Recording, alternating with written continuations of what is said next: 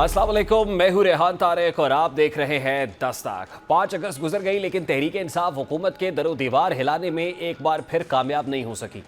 ये ख्याल किया जा रहा था कि तहरीक इंसाफ अपने दावों के ऐन मुताबिक एहतजाज को मौसर बनाएगी, लेकिन इस बार भी तहरीक इंसाफ का हुकूमत पर यह सियासी वार खाली गया है, जिसके नतीजे में हुकूमत और भी मजबूत पोजीशन पर आ गई है। जबकि वाकिफान हाल के नज़दीक तहरीक इंसाफ की सियासी हिकमत अमली फिर से बेनकाब होकर रह गई है। मीडिया रिपोर्ट्स के मुताबिक पार्टी रहनुमाओं की अडयाला जेल के करीब मुजाहरा करने की कॉल बेसूद साबित हुई, लेकिन तहरीक इंसाफ के रहनुमा अब भी इस एहतजाज पर इत्मीनान का इजहार कर रहे हैं। यानी तहरीक इंसाफ सब अच्छा है का राग अलाप रही है, लेकिन सलमान अकरम राजा साथ ये भी कह रहे हैं कि जो लोग एहतजाज में शामिल नहीं हो सके उस मुतालिक पार्टी और बानी पीटीआई से बात की जाएगी। यानी दाल में कुछ काला ज़रूर है। जबकि दूसरी जानिब कारकुन अली अमीन गंडापुर पर भी सवाल उठा रहे हैं। वो पार्टी कारकुन जो वज़ीर आला KP अली अमीन गंडापुर से उम्मीद बांधे हुए थे कि वो भी उनसे एक बार फिर मायूस नजर आए। मीडिया रिपोर्ट्स के मुताबिक अली अमीन गंडापुर इस बार भी कारकुनान से खिताब किए बगैर ही रवाना हो गए, जिसकी वजह से कारकुनान और सपोर्टर्स शदीद रद्द-ए-अमल का इजहार करते रहे। वज़ीर आला के खिताब ना करने पर रैली के शुरका इश्ताल में आए। यहाँ तक कि कारकुनान ने अली अमीन गंडापुर पर यह इल्ज़ाम भी आयद किया कि बानी पीटीआई उनकी वजह से जेल में है। अब अली अमीन गंडापुर के हवाले से ये तासुर आम है कि जब जब तहरीक इंसाफ एहतजाज करती है तब तब अली अमीन गंडापुर उस एहतजाज को लीड करने की बजाय मंजर से गायब हो जाते हैं। और इस पैराए में देखा जाए तो कारकुन और सपोर्टर्स तो पहले ही अली अमीन गंडापुर से नाला तो थे ही, लेकिन अब की बार भी अली अमीन गंडापुर इस रविश पर चले, जिसकी वजह से कारकुन और भी ज़्यादा इश्तियाल में आए। अब इसके बावजूद अली अमीन गंडापुर बानी पीटीआई की जानिब से 14 अगस्त को नई एहतजाज की कॉल दे रहे हैं। अब नई एहतजाजी कॉल ने कई सवालात को जन्म दिया है। सवाल ये है कि अगर तहरीक इंसाफ का 5 अगस्त का एहतजाज कामयाब रहा होता तो फिर सिर्फ एक दिन बाद एक नई एहतजाजी कॉल देने की ज़रूरत क्यों पेश आई? क्या पार्टी के रहनुमाओं को महसूस हो रहा है कि वो भरपूर अवामी ताकत का मुजाहरा करने में नाकाम रहे? इसके साथ ये भी सवाल पैदा होता है कि क्या तहरीक इंसाफ की एहतजाजी हिकमत अमली किसी वाज़े सियासी समत से महरूम है? क्या बार बार की एहतजाजी कॉल्स पार्टी कारकुनान और आम आवाम के अंदर बेयकीनी और थकावट पैदा कर रही हैं? क्योंकि तहरीक के अंदर से भी आवाज़ें उठ रही हैं कि एहतजाजी शेड्यूल में यकसानियत और वाज़े बयानिए की कमी अवामी जोशो खरोश को मांद कर रही है। इसके अलावा ये सवाल भी उठता है कि क्या ये एहतजाजी तसलसल सिर्फ सियासी दबाव बनाने की कोशिश है या इसके पीछे कोई हकीकी सियासी हिकमत अमली भी मौजूद है? अवाम का एक और बड़ा तबका अब भी ये जानना चाहता है कि इन एहतजाजों का अमली नतीजा क्या होगा। क्या पार्टी को सिर्फ सड़कों पर मौजूदगी बरकरार रखनी है या वो कोई सियासी हल भी पेश कर रही हैं? अब ये तमाम सवालात तहरीक इंसाफ की मौजूदा सियासी पोजीशन, उसकी हिकमत अमली और अवामी ताईद पर असरअंदाज हो सकते हैं। अगर इन सवालात का मौसर जवाब न दिया गया तो खदशा है कि तहरीक इंसाफ की एहतजाजी मुहिम वक्त के साथ अवामी दिलचस्पी खो बैठेगी और सियासी मुखालिफिन को यह मौक़िफ़ अपनाने का मौका मिलेगा कि पार्टी सिर्फ एहतजाज बराए एहतजाज कर रही है जिसका कोई मकसद नहीं है। अब जाहिर है तहरीक इंसाफ की तकरीबन तमाम क़यादत इंसदादी दहशतगर्दी की अदालतों से सजाएँ पा चुकी है, जिसके नतीजे में उनकी ऐवान से नाहलियों का सिलसिला भी शुरू हो चुका है। और इसीलिए आज तहरीक इंसाफ ने पार्लियामान से सुप्रीम कोर्ट में एहतजाज का इरादा किया, लेकिन सिक्योरिटी फोर्सेस ने पीटीआई रहनुमाओं को सुप्रीम कोर्ट तक नहीं जाने दिया। अब पीटीआई मिलने वाली सजाओं और नाहलियों का नौहा पड़ रही है। अब हर गुजरते दिन के साथ पाकिस्तान तहरीक इंसाफ के गिर्द रियासती घेरा तंग होता चला जा रहा है। ऐसे में अवाम को देने के लिए भी कोई मैसेज नहीं है, अवाम को इंगेज रखने के लिए कोई मैसेज नहीं है। अवाम मायूस होती चली जा रही है। एक बयानिया तो बनाया जाता है कि बानी पीटीआई की मकबूलियत अवाम में है, लेकिन वो मकबूलियत असल में उस नाकाम एहतजाजी हिकमत अमली की वजह से हर गुजरते दिन के साथ कम हो रही है कि जो इस वक्त पार्टी की आदत बना रही है। और अली अमीन गंडापुर जो बार बार चकमा दे के निकल जाते हैं, उनके अपने किरदार के ऊपर बहुत सारे सवालात उठ रहे हैं कि किस अंदाज़ में अब की बार अगर कोई एहतजाज की कॉल दी जाती है तो वो पार्टी को इंगेज करेंगे। अब की बार उनके पास क्या नैरेटिव होगा, किस अंदाज़ में आवाम को जो है वो इंगेज किया जाएगा। ये बहुत सारे सवालात हैं जिन सवालात के अंदर घिरी हुई है इस वक्त पाकिस्तान तहरीक इंसाफ। और जाहिर है पाकिस्तान तहरीक इंसाफ के पास स्ट्रैटेजी का फुकदान ज़रूर है। फिर बानी पीटीआई के साहबजादों की पाकिस्तान आमद से मुताल्लिक भी बहुत सारी कन्फ्यूजन है, बहुत सारी अनसर्टेनिटी है, लेकिन बानी पीटीआई के साहबजादे ये कहते हैं कि बाहर सूरत वो पाकिस्तान पहुँचेंगे, लेकिन कब पहुँचेंगे इस हवाले से भी कोई भी प्लान अभी तक नहीं दिया जा चुका है। दूसरी तरफ एंटी टेररिस्ट कोर्ट से आने वाली जो सज़ाएँ हैं उसके बाद डिस्क्वालिफिकेशन का सिलसिला भी जारी है। इलेक्शन कमीशन ऑफ पाकिस्तान की जानिब से नाअहलियाँ हो रही हैं और पार्लियामान के अंदर भी जो स्ट्रेंथ है वो कमज़ोर पड़ रही है। पार्लियामान के बाहर इस वक्त क्या पोजीशन है, स्ट्रेंथ क्या है, वो भी दुनिया देख रही है। तो यकीनन पाकिस्तान तहरीक इंसाफ को कोई ना कोई ऐसी मौसर हिकमत अमली के साथ आना पड़ेगा, कोई ठोस हिकमत अमली बनानी पड़ेगी कि जो कारगर भी साबित हो। शॉर्ट ब्रेक लेंगे, ब्रेक के बाद वापस आएंगे। शौकत यूसुफजई साहब से जानने की कोशिश करेंगे। इस ब्रेक के बाद हमारे साथ रहिए।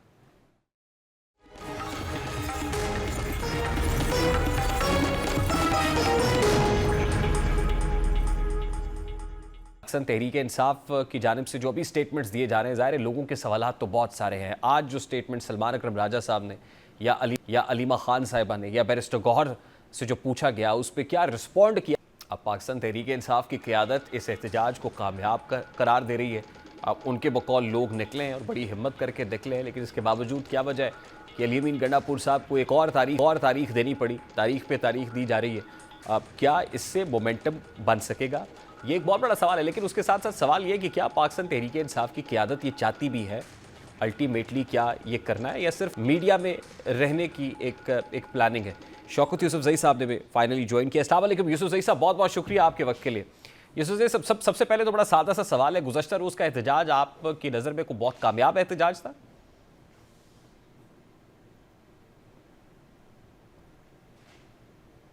जी शौकत यूसुफजई साहब, आवाज़ पहुँच रही है आप तक? जी आ रही जी सर, गुज़श्ता रोज़ का जो एहतजाज था पाकिस्तान तहरीक इंसाफ का, बहुत कामयाब एहतजाज था। देखिए, बिस्मिल्लाहिर्रहमानिर्रहीम, जो एक मतअमली बनाई गई थी वो तो बिल्कुल सही थी, दुरुस्त थी, क्योंकि हिकमत अमली यही थी कि हर जिले के अंदर एहतजाज हो और लोग निकले। इसमें तो कोई शक नहीं है, लोग निकले हैं।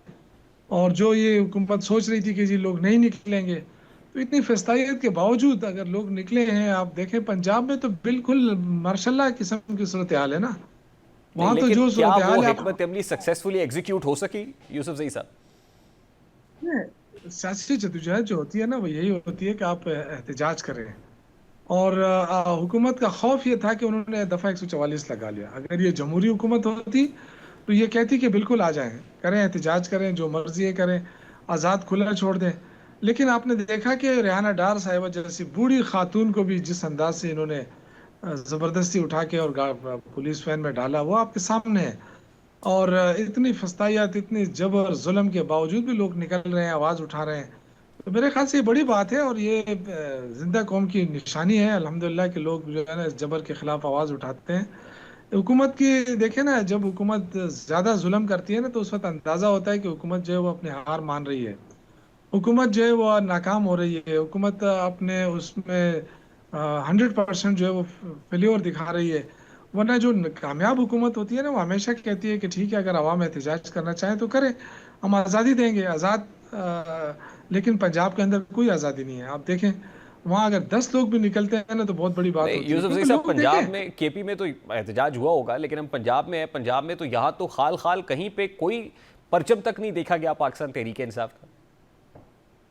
देखिए, जितना एहतजाज लोग कर सकते हैं क्या है। देखिए, लोग कोई डंडे खाने के लिए नहीं बने होते हैं ना, वो गोली खाने के लिए बने होते हैं। सियासी लोग जो होते हैं ना, वो अपना वोट डालते हैं। वोट आपने देखा 8 फरवरी को सबके सबके सामने है कि पीटीआई को कितना वोट पड़ा। नहीं, लेकिन अब बात यूसुफजई यह है साहब, कि ये जो आपका जवाब है कि लोग डंडे खाने के लिए नहीं बने होते, तो ऑपोजिशन ने तो माजी में भी हमने देखा है डंडे खाती हैं। ऑपोजिशन तो स्ट्रगल करती है, सड़कों पे आती है, लड़ना इसी को तो कहते हैं। अब बानी पीटीआई जेल में है, बिहाइंड द बार्स है सर, इस वक्त वो सख्ती बर्दाश्त कर रहे हैं, तो क्या लोग सड़क पर निकल के बानी पीटीआई की रिलीज के लिए वो डंडे तक नहीं खा सकते?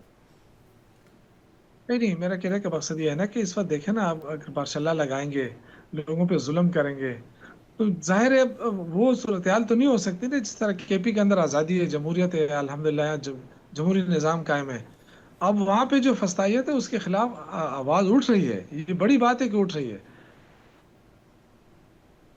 और लोग बिल्कुल जो हैं वो इस वक्त मेरे ख्याल से अगर इलेक्शन हो गए तो 90% से भी ज्यादा वोट ले लेगी पीटीआई। नहीं, लेकिन ये अगर जमहूरियत इलेक्शन की इलेक्शन रोशन होता है, इलेक्शन ताकत होगा तो क्यों? यही वोट होता है ना। हुकूमत is not ready for that, और जाहिर है आपने इतना दबाव भी नहीं डाला है कि हुकूमत इलेक्शन करा दे।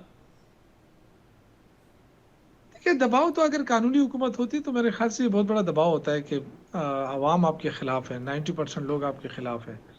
ये देखे ना, अब अस्करी विंग तो हम नहीं है ना, ना हमारे वर्कर इसके लिए ट्रेन है कि जी आप जाके गोलियां खाएं। हम अपने वर्करों के ऊपर और कितना जुल्म कर सकते हैं और कितना जुल्म बर्दाश्त कर सकते हैं।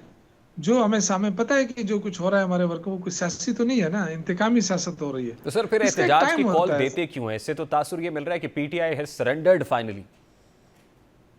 नहीं नहीं नहीं, सरेंडर की बात नहीं है। देखिए, एक सियासी जद्दोजहद होती है, वो हो रही है। अब जो पहला दिन था उसमें हमने देखा कि हाँ, लोग रेडी हैं। उसके बाद लाएअमल आएगा, अब आहिस्ता आहिस्ता देखे तो सही ना। ये तो एक दिन का तो नहीं है ना, ये तो अब हुकूमत को थका देने वाली तहरीक शुरू है। अब आहिस्ता आहिस्ता इंशाल्लाह ताला आप देखेंगे कि ये जो कहा जाता था कि लोग लोग नहीं निकलते, तो लोग निकलने के लिए तैयार हैं। अब ये कि स्कैटर्ड थे, अलग अलग जगह पे थे, इसलिए आपको नहीं ज़्यादा वो फील हुआ। इंशाल्लाह ताला ये तहरीक लंबे अरसे तक है, और ये एक मतमली के तहत हम आगे बढ़ रहे हैं। और फिर जो ऐसी तहरीक भी होगी जो इकट्ठा होकर भी होगी, वो भी आप देख लेंगे इंशाल्लाह ताला। देखिए, आवाम निकल रही है, यूसुफ जई साहब, आवाम सबसे पहले तो इस ज़ाहिर आप इसको तहरीक कह रहे हैं, लेकिन सवाल ये है कि इस तहरीक का एजेंडा क्या है? क्या सिर्फ बानी पीटीआई की रिलीज इसका एजेंडा है? यही वजह है कि जो मैसेज हैं उन तक इफेक्टिवली मैसेज नहीं पहुंच रहा, क्योंकि अवाम के रियल इश्यूज़ पे मबनी बात नहीं हो रही है, और रियल इश्यूज़ के रिजॉल्व के लिए वो सड़कों पर उनको नहीं निकाला जा रहा है, बल्कि यहाँ पे वन पॉइंट एजेंडा है कि बानी पीटीआई को रिहा किया जाए। शायद इसलिए भी लोग मायूस हो रहे हैं। नहीं, लोग मायूस नहीं है। लोग तो लोगों का गम और गुस्सा बढ़ता जा रहा है। बानी पीटीआई क्यों जेल के अंदर है? देखिए, एजेंडा हमारा बड़ा ठीक ठाक है। एजेंडा इस वक्त देखें, गवर्नमेंट नाकाम हो चुकी है। इस वक्त जो महंगाई है, जो बेरोजगारी है, जो अमन अमान की सूरत हाल है, जो कर्जे बढ़ते जा रहे हैं, एक्सपोर्ट खत्म होती जा रही है, मुल्क की मईशत डूब रही है, ये सारे इश्यूज हैं। और उन इश्यूज के साथ अवाम जी रहे हैं, और वो इसको फील कर रहे हैं। अब मैंने आपसे कहा ना कि हमारी हिकमत अमली जो है वो ऐसी नहीं है कि हुकूमत उसको समझ जाए। हुकूमत को तो पता ही नहीं था कल तक कि क्या हो रहा है आज। तो ये हमारी अपनी हिकमत अमली है, उसी के तहत चलेंगे इंशाल्लाह। आप देखेंगे, अल्लाह ताला खैर करेगा। जो इस वक्त सूरत हाल बन रही है वो आपके सामने है, और आहिस्ता आहिस्ता आवाम जो है वो भी तैयारी भी हो रही है, और साथ साथ हिकमत अमली भी चेंज होगी। मुख्तलिफ प्लान के साथ हम आगे अब बढ़ेंगे। क्या हिकमत अमली और होगी सर? ये अली अमीन गंडापुर साहब ने 15 अगस्त की एक और टाइमलाइन दे दी कि 15 अगस्त को फिर एहतजाज होगा, तो 15 अगस्त को क्या करने जा रहा है? देखिए, 14 अगस्त को भी हम करेंगे, 15 अगस्त को भी करेंगे, एहतजाज भी होगा। साथ साथ हम पाकिस्तान के लिए भी आवाज उठाएंगे ना। पाकिस्तान के साथ जो ज्यादती हो रही है, पाकिस्तान देखे जमहूरियत के नाम पे बना है, ला इलाहा इल्लल्लाह के नाम पे बना है। तो आज आज मुल्क के अंदर कोई जमहूरियत नहीं, इंसानी हकूक नहीं। तो 14 अगस्त को हमारी पाकिस्तान मुस्तहकम बनाव के लिए रैली होगी इंशाअल्लाह ताला। पाकिस्तान के लिए जिस तरह 14 अगस्त लोग मनाते हैं ना, इस दफा पाकिस्तान तहरीक इंसाफ धूमधाम से 14 अगस्त को मनाएगी इंशाअल्लाह ताला। और जो 15 अगस्त का टाइम दिया, मुझे तो लगा इस बार पाकिस्तान तहरीक इंसाफ 15 अगस्त मनाने जा रही है शायद। 15 अगस्त नहीं, ये तो मुसलसल मैंने आपसे कहा ना कि एहतजाज के दिन रखे गए हैं। 14 अगस्त तो वही है, लेकिन 14 अगस्त के अलावा मुख्तलिफ शहरों में, मुख्तलिफ सूबों के अंदर मैंने आपसे कहा तहरीक का सिलसिला जारी रहेगा। हो सकता है हमारा 15-16 मुसलसल हो, ठीक। लेकिन 14 को भी है। लास्टली यूसुफ जई साहब, क्या स्ट्रैटेजी होगी? ज़िले सतह के ऊपर ये एहतजाज होंगे, या कोई फाइनल कोई कॉल होगी जिसके बाद इस्लामाबाद की तरफ मार्च होगा? जिले सतह पे तो सिर्फ इस हद तक था कि हम लोगों को मोबिलाइजेशन होती है, और मोबिलाइजेशन हो रही है। फिर जैसे ही कॉल होगी इंशाल्लाह, चाहे इस्लामाबाद हो, चाहे और जगह हो, इंशाल्लाह उसके लिए फिर हम देखेंगे। देखिए, अब जाहिर है मैं तो अनाउंस नहीं कर सकता, वो तो लीडरशिप अनाउंस करेगी। ठीक। लेकिन मुझे पता है कि हिकमत अमली क्या है। एक पूरे पूरे महीना डेढ़ की हिकमत अमली है, और ये इंशाल्लाह जारी रहेगी, और हुकूमत खुद भी इससे परेशान हो जाएगी। बहुत बहुत शुक्रिया शौकत यूसुफ जई साहब आपके वक्त के लिए। पाकिस्तान तहरीक इंसाफ के रहनुमा शौकत हमारे साथ मौजूद थे। अभी एक ब्रेक लेंगे, ब्रेक के बाद वापस आएंगे। हुकूमत की एक मुश्किल इकोनॉमिक प्लेटफॉर्म से ज़रूर है, वो माशी सतह के ऊपर क्या मुश्किल है जिससे हुकूमत दो चार है, इस पर बात करेंगे। इस ब्रेक के बाद हमारे साथ ही।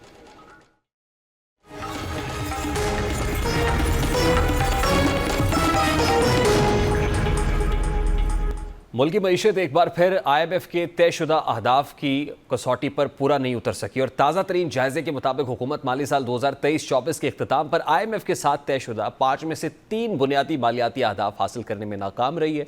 रिपोर्ट के मुताबिक पाकिस्तान ने 2 अहम अहदाफ ज़रूर हासिल किए, जिनमें पहला GDP के 2.6% के बराबर प्राइमरी बजट सरप्लस, जो 2.7 ट्रिलियन रुपये रहा है। ये 24 साल के दौरान सबसे ज़्यादा प्राइमरी सरप्लस था, जो मालियाती नज़्म व ज़ब्त का मज़र समझा जाता है। और दूसरा हदफ जो मुकम्मल हुआ है वो वफाकी और सूबाई सतह पर मजमूई रेवेन्यू कलेक्शन का था, जिसमें टैक्स वसूलियों में बेहतरी नजर आई है। इन दो आशारियों की बिना पर IMF ने पाकिस्तान की मजमूई कारकर्दगी को मजबूत करार दिया, जो कि एक मस्बत इशारा है। लेकिन 3 अहम अहदाफ ऐसे भेजे हैं जिनमें हुकूमत को वाज़े नाकामी का सामना रहा है। पहला हदफ सूबाई कैश सरप्लस का था, जिसके तहत सूबों को 1.2 ट्रिलियन रुपए की बचत फराहम करना था ताकि बजट खसारे पर काबू पाया जा सके, लेकिन यह हदफ पूरा नहीं हो सका। दूसरा, FBR की जानिब से मुकर्ररा 12.3 ट्रिलियन रुपए की टैक्स कलेक्शन का हदफ मुकम्मल नहीं हो सका है। तीसरा हदफ ताजरों से फिक्स्ड स्कीम के तहत 50 अरब रुपए इकट्ठा करना था, जिसमें वाज़े कमी रही है। और ये तीनों अहदाफ हुकूमती पॉलिसी, टैक्स नेट के नफाज और बैन सूबाई माली हमाहंगी की हकीकी सूरत हाल को वाज़े करते हैं। अब सवाल यह है कि इन अहदाफ की नाकामी IMF माहिदे पर क्या असर डाल सकती है। अब यकीनन ज़ाहिर है ये इकोनॉमिक फ्रंट के ऊपर गवर्नमेंट के लिए। इस वक्त अब्दुल्ला गुल साहब सीनियर तज्ज़ियाकार है, हमारे साथ मौजूद है। Abdullah Gul sahab, thank you very much for taking some time out for busy schedule. आपको ज़हमत हम इसलिए दे रहे हैं कि ज़ाहिर है एक ऑपोजिशन होती है, और ऑपोजिशन है जिस कदर फाल है वो भी हम देख रहे हैं। पार्लियामेंट के अंदर डिस्क्वालिफिकेशंस हो रही हैं, पार्लियामान के बाहर वो कोई इफेक्टिव पावर शो करने में नाकाम रहे हैं, यानी इफेक्टिव प्रेशर भी नहीं डाल पा रहे हैं। लेकिन दूसरी तरफ ऑपोजिशन तो बहरकैफ ज़रूरी होती है ताकि ऑपोजिशन हुकूमत को आईना दिखाया जा सके, उनकी परफॉर्मेंस के बारे में बताया जा सके, अवाम की हकीकी मानों में तर्जुमानी की जा सके। नहीं है तो क्या फिर हुकूमत को बिल्कुल खुली छूट मिल गई है, वो इकोनॉमिक फ्रंट पे जो करना चाहे करे, मिस मैनेजमेंट हो, बैड गवर्नेंस हो, पुअर परफॉर्मेंस हो किसी जगह पे, तो ऑपोजिशन को तो अपनी पड़ी हुई है और हुकूमत को खुली छूट है। तो क्या समझा जाए कि इजी गोइंग है सब? बहुत शुक्रिया। देखिए, सबसे बड़ी बात जो IMF का एक और भी मामला था वो ये था कि आप अपनी मिनिस्ट्रीज के अंदर और अपने गवर्नर्स के जो इश्यूज हैं उनको आप रिजॉल्व करेंगे और उनमें कटौतियां लाएंगे, लेकिन अभी तक ऐसा कुछ नहीं हुआ। आपको याद है शुरू के अंदर कहा गया कि जनाब हम अपने अखराजात करेंगे और कम, और मिनिस्ट्रीज जो हैं वो एक दूसरे में जम होंगी, लेकिन ये भी एक आर्जी तौर पर सिर्फ जिसको कहते हैं कि पासिंग द टाइम वाली जो सिचुएशन थी वो नजर आई, और अभी तक खातिर खा कुछ नजर नहीं आया। दूसरी जानिब जो आपने अपोजिशन की तरफ इजहार किया, देखिए किसी भी जमहूरी हेल्दी निज़ाम के लिए एक मजबूत अपोजिशन का होना बड़ा ज़रूरी है। अपोजिशन का मतलब जो हमने अब निकाल लिया उसका मतलब यह है कि किसी तरह से हुकूमत को डीरेल कर दिया जाए या पाकिस्तान को मफलूज कर दिया जाए। ये एक गलत मेरे ख्याल में सिमत है जिसके ऊपर अपोजिशन को नहीं जाना चाहिए। अपोजिशन का किरदार एक मशबत होता है, एक काउंटर बैलेंस होता है, एक ऐसा वॉच डॉग होता है जो आपके ऊपर निगाह रखता है और आपकी कमियां, कोताहियां और गलतियां जो हैं उनको उजागर करता है और आवाम के सामने एक जमहूरी अंदाज में पेश करता है और हुकूमत को मदद फराहम करता है कि वो मामलात को बेहतर की तरफ लेके जाए। अब ये सारा चीज जो है यहाँ तो नजर नहीं आ रहा क्योंकि अपोजिशन का रवैया भी इंतहाई इमेच्योर है और दूसरी तरफ हुकूमत का भी जो रवैये हैं उनके अंदर आपको वो पुख्तगी या वो मुदब्बरानापन जो है वो नहीं नजर आता। दूसरी जानिब जो है वो आपका एक अदलिया का सिस्टम होता है। आप देख लें कि हमने अदलिया को कहाँ लाके खड़ा कर दिया है, क्योंकि अदलिया, हुकूमत और जो मेरे ख्याल में रियासती कौमी सलामती के इदारे हैं, ये एक ऐसा ट्रॉयका है जिसके अंदर मेरे ख्याल में हर कोई अपना किरदार अदा करे तो वो बहुत बेहतर रिजल्ट्स जो है प्रोड्यूस कर सकता है। अभी पाकिस्तान की जो मईशत है उसका सबसे बड़ा इशू यह है कि पाकिस्तान में 35% इंडस्ट्री बंद हो चुकी है, और अगर इंडस्ट्री नहीं चलेगी और उसकी बुनियादी वजह जो है पाकिस्तान में दहशतगर्दी है, तो फिर इसका मतलब है कि मामलात जो है कोई मुस्तकबिल करीब के अंदर कोई मैजिक वॉन्ड के जरिए जो है वो ठीक नहीं होने वाले, कोई जादू की छड़ी यहाँ नहीं चलेगी। मकसद यहाँ ये कहने का है कि एक तरफ इंडिया जो है TTP को इस्तेमाल करता है, तो दूसरी तरफ BLA के लोग जो है वो बैठे हैं, और तीसरी तरफ अपोजिशन जो है वो हर वक्त जो है वो एक नंगी तलवार लेके घूमती फिरती है, और उसका मकसद बजाय मस्बत मुल्क के अंदर मामलात करने, एक ही आदमी की रिहाइश से उनकी तमाम अपोजिशन जो है वो जुड़ी हुई है। मेरे ख्याल में this is a very very disturbing sign. लेकिन दूसरी जानिब जो हुकूमत के मामलात हैं, इनिशिएटिव नहीं ले रही हुकूमत। देखें ना, जो इस टाइम पे जो सिस्टम चल रहा है उसके अंदर हुकूमत को खुद इनिशिएटिव लेने हैं, अवाम में जाना है। अब आप देखें कि इस्लामाबाद की हद तक जो है, लाहौर की हद तक आपको लोग नजर आएंगे, लेकिन बाकी शहर भी हैं पाकिस्तान में, उनमें आपने जाना है, लोगों के साथ रवाबित करने हैं। खैबर पख्तूनख्वा है, बलोचिस्तान है, क्वेटा जाना या पेशावर पेशावर जाना is not suppose to be the आपको और जगहों पे भी जाना है। और यही हाल बलूचिस्तान हुकूमत का भी है कि बलूचिस्तान के अंदर तो आपको कैंटोनमेंट के एरिया से या जो रेड जोन का एरिया है बलूचिस्तान क्वेटा शहर का, उससे आपको लोग बाहर नहीं मिलते। इसी वजह से कोई भी वाकया होता है दहशतगर्दी का तो वहां का लोकल एमएनए एमपीए सेनेटर आपको वहां मौके पे नहीं नजर आता। अब यहाँ जो एक आईएमएफ का इशू है वो ये भी है कि आईएमएफ कहती है कि आपको देखें, हम आईएमएफ को बहुत बुरा समझते हैं, हाँ उसमें कई मामलात हैं, लेकिन आईएमएफ जो है बेहतर आपको ये गवर्नेंस की बात करती है कि आप अपना गवर्नेंस के जो आपके लैक्स हैं, जो आपके जो ग्रे एरियाज हैं उनको आप दुरुस्त करें, जो हुकूमती अल्लल्ले तल्लल्ले बिल्कुल। हैं। देखिए जैसे ना, अब आप देखें कि जी अब्दुल्ला गुल साहब, मैं जिस तरफ लाना चाह रहा हूँ, देखिए चीनी स्कैंडल है, वो सामने आया, वो फी ज़माना हम देखते रहे, इस हुकूमत के अंदर भी बड़े ही जिस तरह से मामला चल रहे हैं, ज़ाहिर है ऑपोजिशन भी हमें उस पर कोई ड्रम बीटिंग करते हुए, एहतजाज करते हुए, शोर मचाते हुए पार्लियामान के फ्लोर पे भी या पार्लियामान से बाहर उस एक एजेंडे के ऊपर, इशू के ऊपर बात करती हुई नज़र नहीं आती। फिर वो ऑयल स्कैंडल हो या वीट स्कैंडल हो, ऐसे लगता है कि जैसे एक खुली छूट है जिस पे कोई अकाउंटेबिलिटी नहीं है। वो ऑपोजिशन तो है, ज़ाहिर है कौन सेल्फ अकाउंटेबिलिटी करता है, या तो ऑपोजिशन भी कोई नहीं है जो उसको रिस्पॉन्सिबल ठहराए गवर्नमेंट को। जी, ये बड़ी डिस्टर्बिंग सिचुएशन है। इसका मतलब ये है कि ये मजीद जो इंफ्रास्ट्रक्चर है, तमाम जो गवर्नेंस मैकेनिज्म है, उसको ये मफलूज करके रख देगा आइंदा आने वाले चंद माह के अंदर। और फिर जिसको कहते हैं ना कि वो एक उल्टी गंगा जो है वो बहना शुरू हो जाएगी। इसका आप देखें, इकोनॉमिस्ट ने जिस तरह से बात कही है, और इकोनॉमिस्ट जो है पाकिस्तान की इकोनॉमी के हवाले से कुछ बेहतर जो है वो इशारे भी दे रहे हैं। वो ये भी बता रहे हैं कि स्टॉक मार्केट के अंदर, लेकिन स्टॉक मार्केट से जुड़े टोटल 5.5 लाख लोग पाकिस्तान में स्टॉक मार्केट से जुड़े हुए हैं, जबकि उसके बरक्स अगर आदाद शुमार भारत के साथ आप कंपीट करें तो 24 करोड़ लोग जो है उनके स्टॉक मार्केट के साथ लगे हुए हैं। तो ये अगर आबादी का तनासब से देख लिया जाए तो हम बहुत पीछे रह गए हैं। दूसरी जानिब जो है वो आप देख लीजिए कि मौजूदा सूरत हाल के अंदर एक और बहुत बड़ा इशू आ रहा है, और वो आपका आ रहा है जिसका अभी आपने जिक्र किया कि चेक्स एंड बैलेंसेस जब नहीं होंगे, नैब जैसे इदारे जो हैं वो अगर सिर्फ जो हुकूमत के इदारे बनकर रह जाएंगे तो फिर जाहिर है जिसको कहते हैं कि वो शुतर बेमहार हो जाएंगे लोग।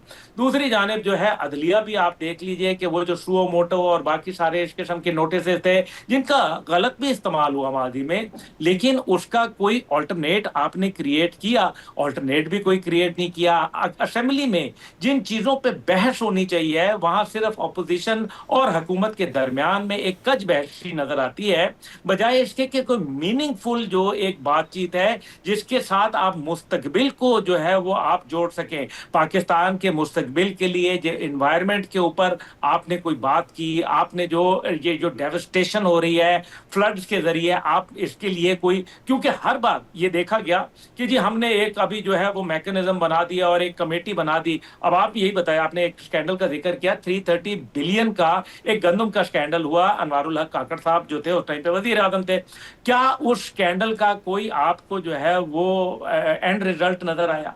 क्या आपको जो लोगों को किसी के हेड रोल्स आपको नजर आए? एक वाकया हुआ ना, पाकिस्तान में कोई तो जिम्मेदार होगा, आप होंगे, मैं होऊंगा, हमारे कोई बंदा होगा, लेकिन किसी के ऊपर जिम्मेदारी नहीं है। लोग बह जाते हैं फ्लड्स के अंदर, कोई जिम्मेदार नहीं होता, किसी की जान की कोई कीमत नहीं है, किसी के माल का कोई कीमत नहीं है। कराची जो है वो रोजाना लुट रहा है, लोग जो है वहां स्नैचिंग की वारदातें हो रही हैं। इसी तरीके से जो मुल्क के हालात हैं उनके हवाले से आपकी इकोनॉमी जो है वो अमन से कायम होगी, अमन और इंसाफ मुआशरे में होगा तो खुशहाली दौड़ी चली जाहिर है आएगी। वो जो इदारा जाती कमजोरियां हैं वो भी इसके साथ ही जुड़ी हुई हैं, ये स्टेबिलिटी के साथ है, वो हर तरह की स्टेबिलिटी है, वो सोशल स्टेबिलिटी भी है, पॉलिटिकल स्टेबिलिटी भी है, लेकिन हुकूमत के यहाँ तो सब रावी चैन ही चैन लिख रहा है ना सर। तो क्या ये समझा जाए कि ये दवाम है और फिर at this point in time ये कहा जा सकता है हुकूमत मुद्दत पूरी करेगी?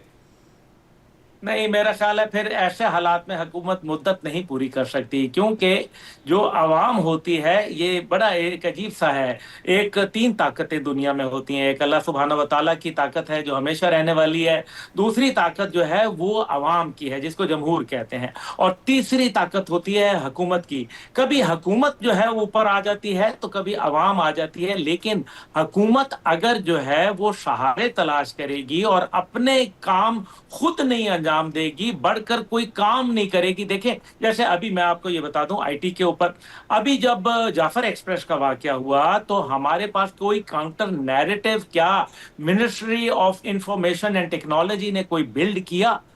क्यों नहीं किया? अभी हमने फायरवॉल लगाई, अभी उस फायरवॉल तो लगा ली हमने, एक ह्यूज हैंडसम अमाउंट हमने खर्च की, लेकिन उसके बाद उस फायरवॉल से क्या हम वो डिजायर्ड रिजल्ट हासिल कर चुके हैं? क्या साइबर क्राइम के अंदर जो लोग काम कर रहे हैं, क्या वो साइबर जो वॉरफेयर है उसके लिए ट्रेंड है? वो तो एक आम ग्रेजुएट जो है बंदा, उसको ला के वो बिठा देते हैं, उसको क्या मालूम वाले, इसका नाम अंडा नहीं पता, जब तक वो सीखता है टाइम गुजर जाता है। अब्दुल्ला गुल साहब, इसी I have to take a very quick short break here के लिए माजरत। अब्दुल्ला गुल साहब, बहुत बहुत शुक्रिया आपके वक्त के लिए। एक ब्रेक लेते हैं, ब्रेक के बाद वापस आएंगे, एक और इंपॉर्टेंट स्टोरी शेयर करेंगे इस ब्रेक के बाद हमारे साथ ही।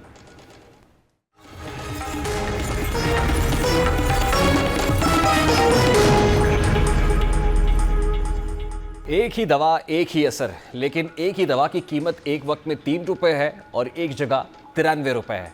और ये कोई तंजो मज़ाक की बात नहीं है, बल्कि ये पाकिस्तान की फार्मास्यूटिकल मार्केट की तल्ख हकीकत है। और अब ट्रांसपेरेंसी इंटरनेशनल पाकिस्तान ने एक बार फिर एक अहम मसले की निशानदेही की है, जो न सिर्फ आवाम की जेबों पर भारी पड़ रहा है, बल्कि कौमी ख़जाने को भी सालाना अरबों रुपए के नुकसान में धकेल रहा है। और ये मामला ब्रांडेड और जेनेरिक दवाओं की कीमतों के दरमियान गैर मामूली फ़र्क और इस पर हुकूमती पॉलिसी की अदम अमलदारी का है। अब ट्रांसपेरेंसी इंटरनेशनल पाकिस्तान के मुताबिक इंकशाफ सामने आया है कि एक ही दवा मुख्तलिफ ब्रांड्स के तहत कई गुना महंगी फ़रोख्त हो रही है, जो पाकिस्तान के सेहत के निज़ाम की संजीदा खामियों की निशानदेही करती है। TIP ने वफाकी वज़ीर बराए कौमी सेहत सैयद मुस्तफ़ा कमाल एक ख़त में मुतालबा किया है कि वो पाकिस्तान ड्रग रेगुलेटरी अथॉरिटी की जेनेरिक नुस्खा पॉलिसी पर सख्ती से अमल दरामद कराएं।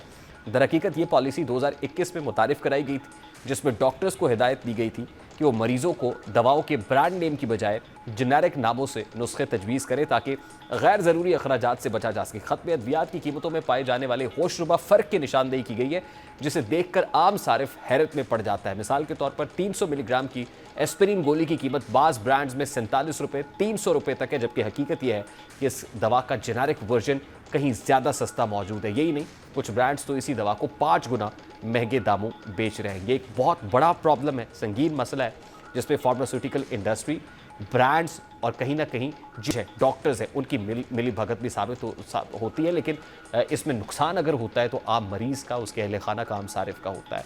और इसके ऊपर ड्रैप को भी, वजारत सेहत को भी, हुकूमत पाकिस्तान को भी नोटिस लेने की ज़रूरत है। प्रोग्राम के वक्त अपने अख्ताम को पहुँचा, आपसे मुलाकात होगी इंशाल्लाह। कल अपना रखिए ख्याल। अल्लाह हाफ़िज़।